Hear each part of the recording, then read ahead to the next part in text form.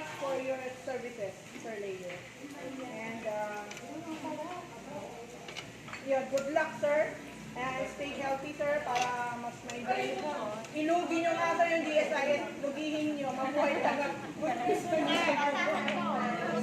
Mabuhay hanggang gusto nyo. Okay, Sir Leo? Yun lang. Go, sir.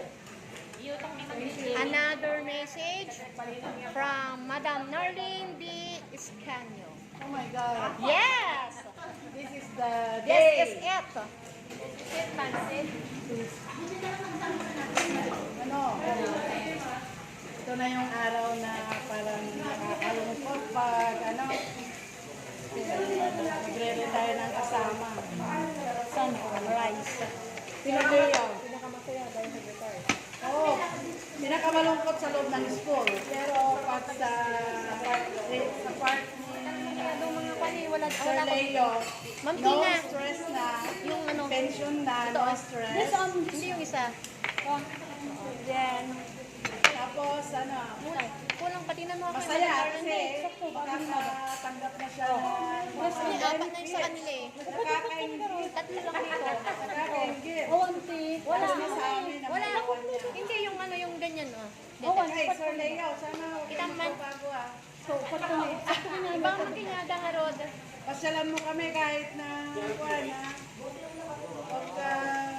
Pag may problem ka, puntahan mo lang kami din. Ay, pinggan. Ay, pagkakuha mo. Support Walang you. ganito.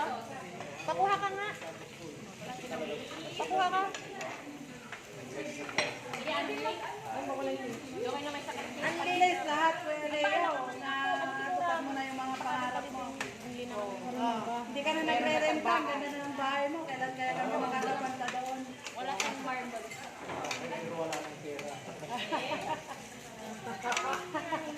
Anak, pakiwaman kurang daw. Sabi walang pera, sir. Oo, merong pera, sir. May panahawakan. Ito. Okay, so we miss you, Sir Leo. Marbles na lang. Saka, hindi meron naman. We miss you. Lalo na sa paniningil. Magre-retire ka na rin sa paniningil. Pamana mo na kay Sir Rene.